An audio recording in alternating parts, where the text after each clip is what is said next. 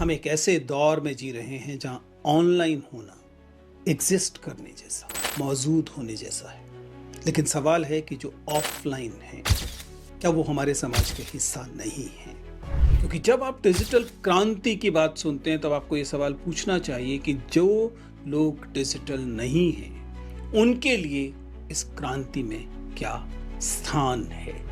जीएसएबए की रिपोर्ट देखें तो इंटरनेट का उपयोग करने वाले 60% लोग यह नहीं जानते कि मोबाइल इंटरनेट होता क्या है, कैसे मोबाइल इंटरनेट का इस्तेमाल किया जाता है। ये डिजिटल डिस्पैरिटी आज के युग की सच्चाई हो चुकी है। कोविड-19 ने हमें दिखाया कि डिजिटल एक्सक्लूजन जो है वो क्या होता है। स्कूल बंद हो गए, कॉलेज बंद हो गए, एजुकेशनल इंस्टीट्यूशंस बंद हो गए और उसकी जगह पर गोल गोल घेरे वाली स्क्रीन आ गई। सवाल है, किसके पास ये स्क्रीन मौजूद थी? एक चेतावनी दी है कि अगर इनोवेशन और एडॉप्शन इनकी खाई नहीं भरी गई तो भारत 2047 के डिजिटल सॉवरेनिटी लक्ष्य तक पहुंचने से पहले ही अपनी रफ्तार खो सकता है। I am because I am online, I exist because I am online. हम एक ऐसे दौर में जी रहे हैं जहां ऑनलाइन होना एग्जिस्ट करने जैसा, मौजूद होने जैसा है। लेकिन सवाल है कि जो ऑफलाइन है, क्या वो हमारे समाज का हिस्सा नहीं है? एक समय था जब असमानता का मतलब केवल जाति, केवल वर्ग या इस तरह की जो कैटेगरीज हैं उनसे तय होता था। लेकिन अब एक नई असमानता समाज में घर करती जा रही है। और ये असमानता क्या है? ये असमानता है जो नेटवर्क से तय होती है। ये एक नई दीवार खड़ी हुई है जो बांट रही है। एक ऐसी दीवार जो सामान्यतः दिखाई नहीं देती क्योंकि यह डिजिटल है। आज भी भारत के लगभग 47%, 47% लोग ऐसे हैं जो इंटरनेट से बाहर हैं और महिलाएं पुरुषों की तुलना में 33%, 33% कम मोबाइल इंटरनेट का इस्तेमाल करती हैं। ये पुराने ज़माने की बात नहीं कर रहे हैं, आज की सच्चाई बता रहे हैं। हम आज के इस वीडियो में डिजिटल डिवाइड को समझने की कोशिश करेंगे, उससे होने वाले बहिष्करण को समझने की कोशिश करेंगे। नमस्कार, मैं हूं विजेंद्र चौहान और आप देख रहे हैं प्लीज सिट डाउन। आज भारत की डिजिटल अर्थव्यवस्था तेजी से उभर रही है। 2023 में इसकी कीमत 370 अरब अमेरिकन डॉलर थी, जो कि एक दशक पहले अगर सिर्फ 10 साल पीछे चले जाएं तो 108 अमेरिकी डॉलर थी, यानी तेजी से बढ़ रही है। ये एक ऐसी खाई है, इतनी तेजी से ये गैप बढ़ रहा है, जिस गैप को अगर आज नहीं समझेंगे तो हमारे लिए भविष्य बहुत मुश्किल होने वाला है। आप इस बात को समझिए कि ये जो अदृश्य लकीरें हैं, जो कनेक्टेड और नॉट कनेक्टेड के बीच की जो लकीरें हैं, वो एक बड़ी खाई बनती जा रही है। कनेक्टिविटी का सवाल है, डिवाइसेस का सवाल है, जेंडर का सवाल है, कास्ट का सवाल है, लैंग्वेज का सवाल है, डिसेबिलिटी का सवाल है, कई बार तो कैपेबिलिटी का सवाल है। क्योंकि सच्चाई ये है कि जब अब आप नीतियां बनाते हैं, जब आप अपने विचार बनाते हैं, तब आप अक्सर केवल उन लोगों को ध्यान में रखकर बनाते हैं जो कनेक्टेड हैं, और जो कनेक्टेड नहीं हैं वो लुप्त हैं, और जो आउट ऑफ साइट होता है वो आउट ऑफ माइंड हो जाता है। ये लगातार हमें देखने को मिल रहा है। क्योंकि जब आप डिजिटल क्रांति की बात सुनते हैं, तब आपको ये सवाल पूछना चाहिए कि जो लोग डिजिटल नहीं हैं, उनके लिए इस क्रांति में क्या स्थान है? और एक तरह का एक्सक्लूजन अब तय हो रहा है आपके कनेक्टेड या नॉट कनेक्टेड होने से। ये सही है कि आपको घर घर ब्रॉडबैंड दिखाई दे रहा है, हर गली में आपको डिजिटल सेवाएं दिखाई दे रही हैं, लोगों के हाथ में मोबाइल दिखाई दे रहे हैं, इसलिए बहुत उम्मीद जागती है। और उम्मीद कई सारी चीज़ों में। आप कहते हैं कि देखिए बैंकिंग कितनी आसान हो गई है, ऐप्स तैयार हो गए हैं, टेलीमेडिसिन हो गई है, ऑनलाइन क्लासेस हो गई हैं, ई कॉमर्स हो गया है, ऐसी बहुत सारी जॉब्स हैं जो एआई से तैयार हो रही हैं। लेकिन हकीकत ये है कि बावजूद इसके कि हमने काफ़ी तरक्की की, कई सारे नए आपको ऐसे प्लेटफॉर्म्स दिखाई दिए, यूपीआई दिखाई दिया, डिजी लॉकर दिखाई दिया, डिजिटल पेमेंट्स दिखाई दी, लेकिन इसके बावजूद कनेक्टिविटी जो है वह, उसकी सीमाएं हैं। लेकिन एक और बात है, कनेक्टिविटी अपने आप में एजेंसी देती हो, ये भी एक भ्रम है। इसे भी आपको समझना पड़ेगा। तो एक तरह का एक्सक्लूजन जो है वह आपको चारों तरफ दिखाई दे रहा है और हम इस डिजिटल एक्सक्लूजन को समझने की कोशिश कर रहे हैं। कैसे काम करता है, कौन लोग पीछे छूट जाते हैं, किन पर इसका असर होता है, हम क्या कर सकते हैं जिससे कि यह बदलेगा। अगले कुछ मिनट हम इसे ही समझने की कोशिश करेंगे। चलिए सबसे पहले ये समझते हैं कि ये जो एक्सक्लूजन है, जो डिजिटल दुनिया का एक्सक्लूजन है, जिसे डिजिटल डिवाइड भी कहा जाता है, उसका एक्सटेंट क्या है, किस लेवल तक है, कौन एक्सक्लूडेड है और क्यों एक्सक्लूडेड है। जैसा मैंने कहा 47% ऐसे लोग हैं जो कि इंटरनेट का इस्तेमाल नहीं करते और ये महिलाओं में पुरुषों की तुलना में 33% ज्यादा है। अगर आप रूरल इंडिया की बात करें, ग्रामीण भारत की बात करें, तो 51% महिलाएं मोबाइल फोन की मालिक नहीं हैं, जबकि 80% लोगों के पास मोबाइल है। यानी महिलाओं के पास या तो मोबाइल नहीं है या फिर वे जिस मोबाइल का इस्तेमाल करती हैं वह मोबाइल उनका नहीं है। वो अपने बच्चों के मोबाइल इस्तेमाल करती हैं या कोई घर का मोबाइल है जिसको सब लोग इस्तेमाल करते हैं। यह इक्विटी नहीं देता, यह समानता या बराबरी नहीं देता। इस बात को समझें। अगर आप जीएसएमए की रिपोर्ट देखें तो इंटरनेट का उपयोग करने वाले 60% लोग यह नहीं जानते कि मोबाइल इंटरनेट होता क्या है, कैसे मोबाइल इंटरनेट का इस्तेमाल किया जाता है।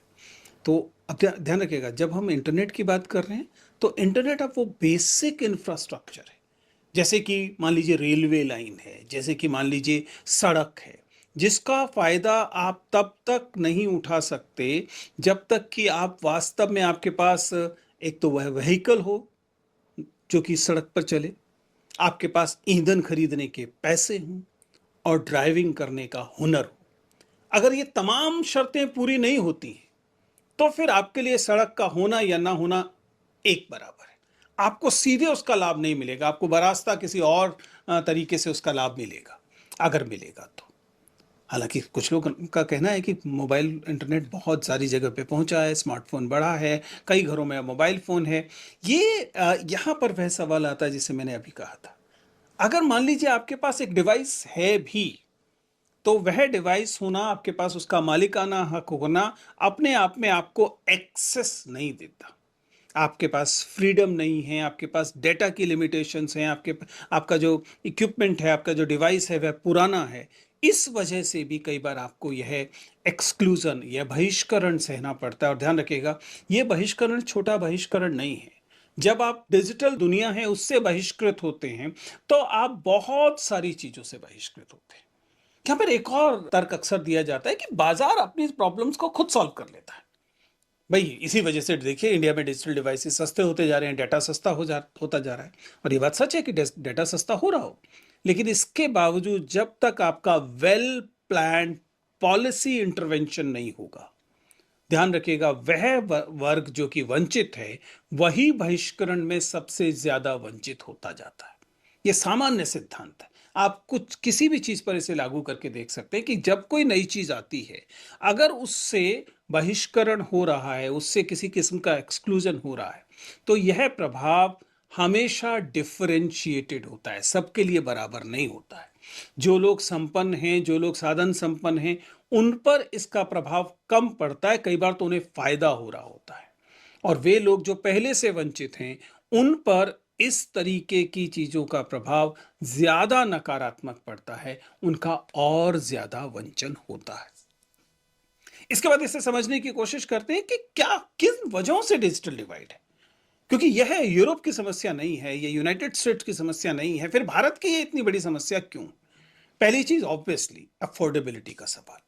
कीमत, चाहे वो डिवाइस की कीमत हो, चाहे वो डाटा की कीमत हो, चाहे वह जो सर्विसेज इन डिवाइसेस पे बेची जा रही हैं उनकी कीमत का सवाल हो।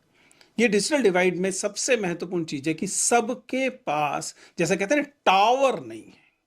क्या सबके पास टावर आ रही है कि नहीं, सिग्नल भी पहुंच रहा है कि नहीं पहुंच रहा है। इंफ्रास्ट्रक्चर जो है उसमें आपको 5G कहीं पर मिलेगा और दिल्ली से बाहर निकल के थोड़े से कोने में जाइए, वो 5G कब 4G में कन्वर्ट हो जाता है और 4G कब वो 3G में कन्वर्ट हो जाता है, आपको समझ में आना शुरू हो जाता है। और बहुत सारी जगह पर आपको ये जो टावर हैं ये दिखनी बंद हो जाती है। तो एक तो इंफ्रास्ट्रक्चर का सवाल, फिर डिवाइसेस का सवाल। आपके पास फोन है कि नहीं है, और है तो कौन सा फोन है।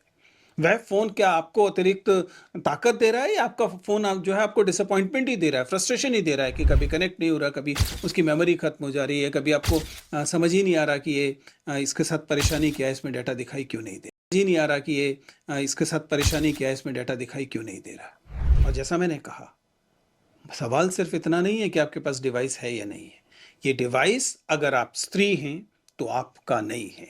इसका मतलब है कि आपको लगातार एक तरह के सर्विलेंस में, फैमिली सर्विलेंस में और दूसरी चीज़ों में रहना पड़ता है, जिसका परिणाम भी फिर आपको भुगतना पड़ता है। फिर जाहिर है कि जैसा मैंने कहा कि जो सर्विसेज हैं, डाटा पैक जो हैं वो कॉस्टली हैं, रिपेयर मुश्किल है। अब देखिए ये अलग किस्म का डिवाइस है। ये डिवाइस कृषि के डिवाइसेस जैसा नहीं है। भारत में बहुत सारी चीज़ें जो हैं वो जुगाड़ से चलती रही हैं। आपकी कोई चीज़ खराब हो जाती है, आप उसे ठीक करा लेते हैं। फ़ोनों के साथ ये बड़ी समस्या है कि उसके उसके टूट जाने के, उसके खराब होने की गुंजाइश ज़्यादा है। बल्कि बाकायदा कहा जाता है सिस्टमैटिक तरीके से डिवाइसेस ऐसे बनाए जाते हैं जो कि कुछ ही समय के बाद ऑब्सोलीट हो जाएं। ये बाकायदा टेक्नोलॉजी का हिस्सा है, प्लान्ड तरीके से उनको ऑब्सोलीट बनाने के लिए तैयार किया जाता है। आप जानते हैं अभी हाल में नया आईफोन का लॉन्च हुआ। आईफोन की बाकायदा पॉलिसी मानी जाती है कि पुराने डिवाइसेस जो हैं वो कैसे जल्दी से जल्दी इस प्रकार के कर दिए जाएं कि वो ऑब्सोलीट लगने लगे। फ़ोन्स में लगातार देखने को मिलता है। तो फ़ोन जो है उनकी रिपेयर मुश्किल है, इलेक्ट्रिसिटी चार्ज करने का, उसकी चार्जिंग का इशू है, उसके डाटा का इशू है, जिस वजह से भी यह खाई बढ़ती है। प्लीज समझिएगा, ये बात मामला केवल कनेक्टिविटी के ना होने का नहीं है।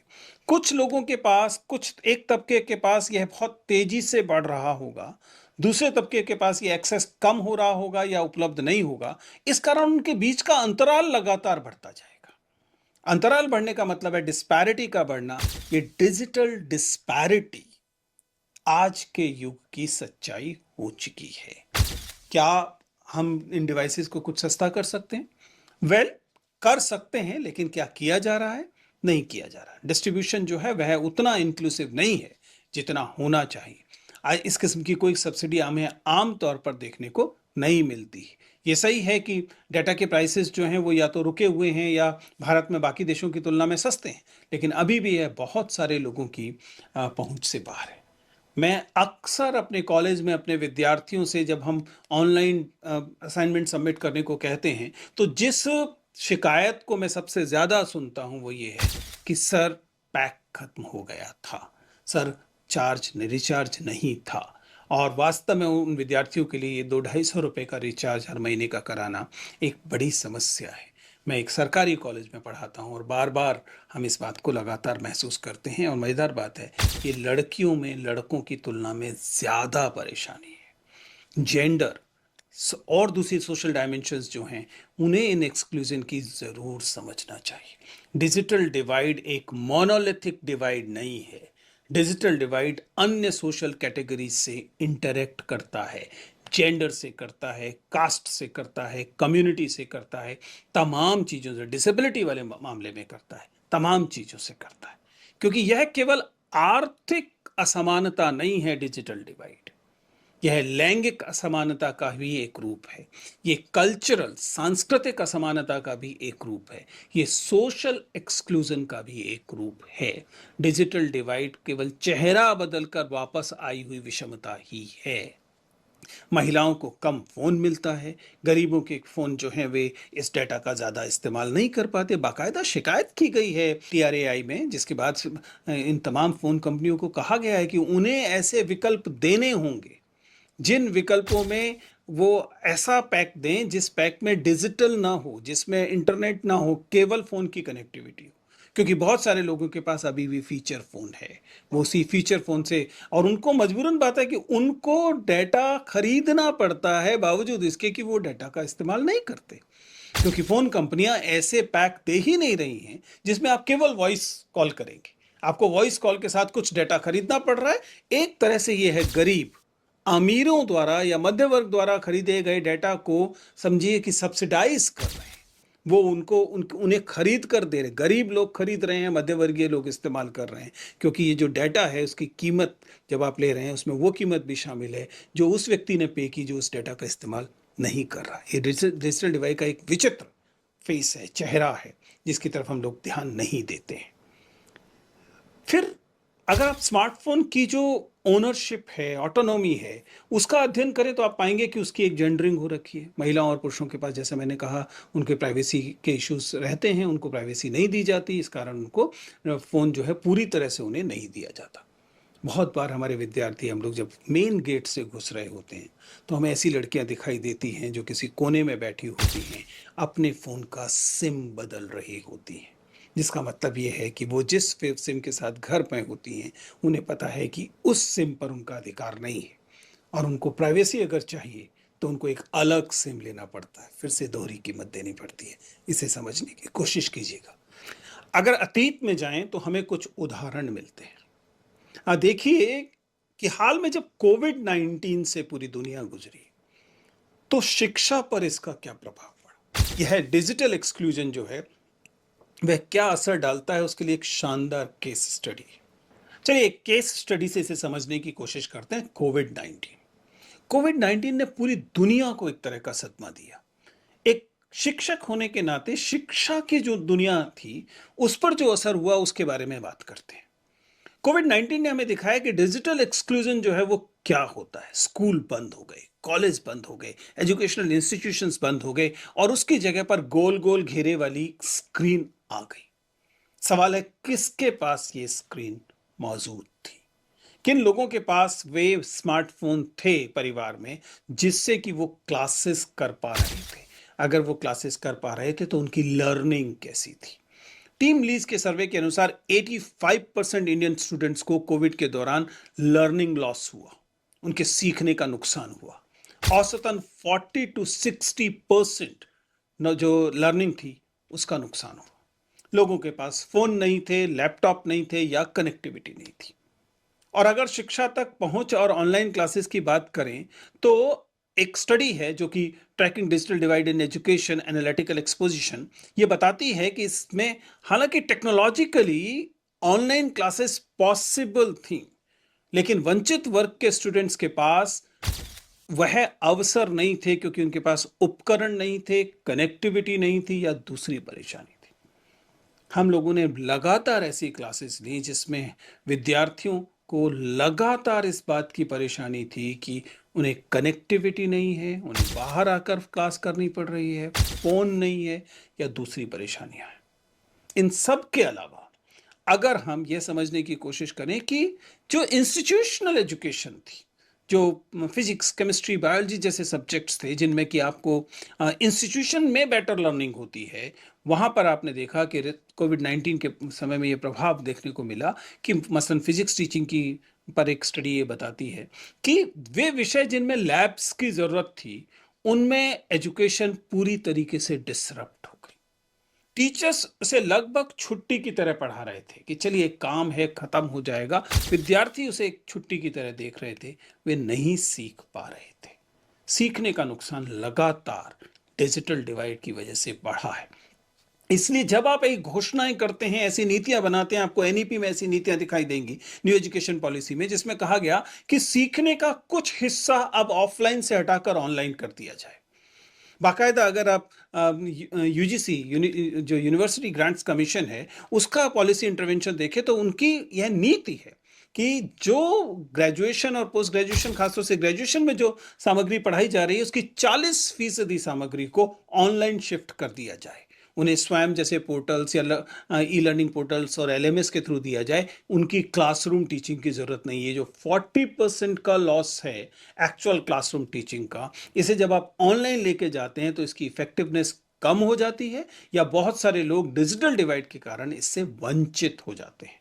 उसे भी आपको देखना पड़ेगा। Then let us talk about other barriers.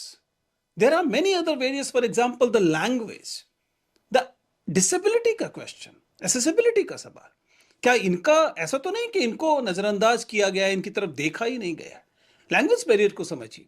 हम लोग 2000 से, सन 2000 से 25 साल पहले से हम लोग लगातार ये बात करते रहे कि अगर इस देश में आपको इंटरनेट जैसी सेवाएं सब जगह पहुंचानी है तो वह केवल भारतीय भाषाओं में ही संभव है। लेकिन आप पाएंगे कि अभी भी ये सेवाएं या तो अंग्रेजी में हैं, या फिर कुछ इंपॉर्टेंट इंडियन लैंग्वेजेस जैसे कि हिंदी है उसमें है।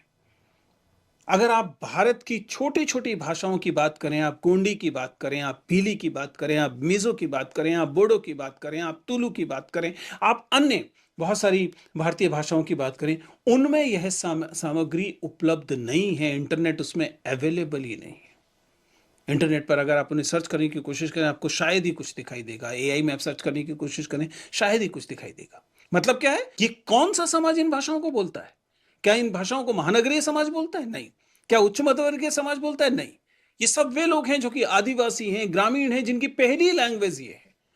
और आपने एक लैंग्वेज लैंग्वेज का बैरियर ऑनलाइन की वजह से खड़ा किया, इस दीवार के कारण ये लोग बहिष्कृत हो गए। आपने बाकायदा बिना कुछ खून खराबा किए, बिना कुछ हिंसा किए, इन लोगों को इस दुनिया से बाहर कर दिया। ये दिखाई ही नहीं देंगे। And whatever is out of site is out of mind. अगर आप डिसेबिलिटी के सवाल को देखें, ये मान लेना कि पूरी की पूरी दुनिया केवल एबल बॉडीड लोगों की है, जिनके साफ दिखाई देता है, जिन्हें साफ सुनाई देता है, जिनमें मोबिलिटी को, गतिशीलता को लेकर कोई परेशानी नहीं है, जिनमें कॉग्निटिव किसी किसी की अक्षमता नहीं है, तो आप दरअसल क्या कर रहे हैं? ये जो सर्वाइवल ऑफ द फिटेस्ट की थ्योरी आप लगा रहे हैं कि दुनिया जो है वे केवल एबल बॉडीड लोगों की है और बाकी लोग जो हैं वो या तो इस दुनिया पर बोझ हैं या उनको बाहर कर दिया जाए तो कोई नुकसान नहीं होगा क्योंकि उनकी संख्या कम है। तो आप देखिए कि आप दरअसल बहिष्करण के लिए टेक्नोलॉजी का इस्तेमाल कर रहे हैं, क्योंकि ये बहुत सारी वेबसाइट उन लोगों के लिए उपलब्ध नहीं होती हैं जो देख नहीं सकते, इसलिए क्योंकि इनमें स्क्रीन रीडर सपोर्ट नहीं है, इनमें एक तरह की ब्रेल एबिलिटी नहीं है, इसमें टेक्टाइल एबिलिटी नहीं है, या ये जो बनाई इस हिसाब से गई हैं, छोटी छोटी स्क्रीनें बनाई गई हैं जो कि केवल बहुत जिनकी जो एबल बॉडीड लोग हैं, जो सक्षम शरीर के लोग हैं, केवल उन्हीं के लिए उपयुक्त होंगी, तब कैसे चलेगा? Then obviously there are, as I said, social categories. Caste का सवाल है जो साफ साफ ये बताता है कि जो पहले स्तर की डिजिटल खाई है, स्वामित्व वाली, पहुंच वाली, स्किल्स वाली, ये इसमें जातियों की स्थिति ऐसी है कि जो पहले से अगड़ी जातियां हैं उनका एक्सेस इसमें अनुपातिक रूप से ज्यादा है। अगर आप एबिलिटी की बात करें, आप उनको कंप्यूटर चलाना जानते हैं कि नहीं जानते हैं की बात करें, उनके पास कंप्यूटर उपलब्ध है या नहीं है की बात करें, तो आप पाएंगे कि ये इसका वितरण सभी जातियों में बराबर नहीं है। जो पहले से कही जाने वाली अगड़ी जातियां हैं उनका एक्सेस इन चीजों में ज्यादा है, उनको फर्स्ट मूवर एडवांटेज है। और फर्स्ट मूवर एडवांटेज होने का मतलब है कि उनकी कल्चरल कैपिटल में यह शामिल हो जाता है और इस कारण अगली पीढ़ी तक वहां आसानी से पहुंचता है। जबकि पिछड़ी कही जाने वाली जातियां जो हैं वो इसमें भी वंचन महसूस करती है। मैं तो एक लगातार मुझे उस दुनिया में रहना पड़ता है जिसे आप इन्फ्लुएंसर्स की दुनिया कहते हैं, क्रिएटर्स की दुनिया कहते हैं, और मैं बार बार इस सवाल को उठाता हूं कि क्या क्रिएटर्स की बिरादरी में, क्योंकि वो तो सारी ऑनलाइन की बिरादरी है ना, क्रिएटर्स की बिरादरी में, इन्फ्लुएंसर की बिरादरी में तमाम जाति समुदाय के लोगों को उनकी आबादी के हिसाब से हिस्सा मिलता है क्या? आप जरा दो खोज कर देख बताइए कि कितने वे ऐसे क्रिएटर्स आपको दिखाई देते हैं जो कि निम्न जातियों से आते हैं, निम्न कही जाने वाली जातियों से आते हैं, और उनको उस किस्म की ब्रांड कोलैबोरेशंस मिलती हैं, उसी किस्म के संपन्नता मिलती है जैसी कि बाकी क्रिएटर्स को मिलती है। आप पाएंगे कि दरअसल उनकी संख्या बहुत कम है। पहले तो संख्या बहुत कम है और उस संख्या में मिलने वाले उनके लाभ बाकी लोगों से डिस्प्रपोर्शनेटली कम है। ये आप जाति, ये कहना कि डिजिटल दुनिया में जाति नहीं होती, एक बहुत बड़ा झूठ है। या डिजिटल दुनिया में अन्य सामाजिक बहिष्कार नहीं होते, एक्सक्लूजन्स नहीं होते, ये भी झूठ है। फाइनली इस बात को समझिए कि जब हम इंस्टीट्यूशनल गवर्नेंस की बात करते हैं, जब हम ये कहने की कोशिश करते हैं कि जो किया जा रहा है या किया जाना चाहिए वह क्या है, भारत में इंस्टीट्यूशनली क्या किया गया है, हमारा public infrastructure, digital public infrastructure क्या है, किस किस को उपलब्ध है। ये सही है कि कुछ चीजें ऐसी की गई हैं पिछले 20-25 सालों में, जिसमें आधार का सवाल है, यूपीआई का सवाल है, डिजी लॉकर का सवाल है, कॉमन सर्विस सेंटर्स का सवाल है, सीएससी का सवाल है। इन्होंने एक इंफ्रास्ट्रक्चर पूरी दुनिया के सामने खड़ा किया है। लेकिन इस इंफ्रास्ट्रक्चर के यूजेस को अगर आप देखने की कोशिश करेंगे तो वहां भी आपको एक किस्म का एक्सक्लूजन दिखाई देगा। यह सब तक उपलब्ध नहीं है, सबको बराबर तौर पर उपलब्ध नहीं है। अगर आप रीसेंट रिपोर्ट की बात करें, जीएसएमए की बात हमने की, जीएसएमए 2025 की रिपोर्ट है कि उसने बाकायदा एक चेतावनी दी है कि अगर इनोवेशन और एडॉप्शन इनकी खाई नहीं भरी गई तो भारत 2047 के डिजिटल सॉवरेनिटी लक्ष्य तक पहुंचने से पहले ही अपनी रफ्तार खो सकता है। ये डिजिटल सॉवरेनिटी एक बहुत महत्वपूर्ण घटक होने जा रहा है जब हम इंटरनेशनल डिप्लोमेसी की बात करेंगे उसमें। इस रिपोर्ट में बताया गया कि अलग अलग क्षेत्रों में क्रॉस सेक्टर कोलैबोरेशन की जरूरत है। फाइबर और डेटा सेंटर्स जो हैं उसमें और ज्यादा इन्वेस्टमेंट की जरूरत है। ग्लोबल कोऑपरेशन बढ़ाने की जरूरत है। आने वाली जो तकनीक है 6G आएगा, क्वांटम आएगा, AI आएगा, उसके लिए आपको और रेगुलेशंस और गवर्नेंस की जरूरत है। ये सही है कि कुछ चीजें बेहतर हो रही हैं या कुछ नए इनोवेशंस किए जाते हैं। अक्सर विजडम ऑन व्हील्स की बात की जाती है, एक मोबाइल बस लैब जो कि गाँव में डिजिटल लिटरेसी सिखाने की कोशिश करती है, या कुछ नॉर्थ ईस्ट के कुछ जगहों पे आप डिजिटल लर्निंग हब की या सोलर एनर्जी से चलने वाले कंप्यूटर सेंटर्स की बात करते हैं। ये अच्छी बात है, अच्छा रास्ता है, लेकिन ये पर्याप्त है या नहीं है, इसके लिए मुझे रॉबर्ट फ्रॉस्ट की वह कविता याद आती है। Woods are lovely, dark and deep. The woods are lovely, dark and deep, but I have promises to keep and miles to go before I sleep. Miles to go before I sleep.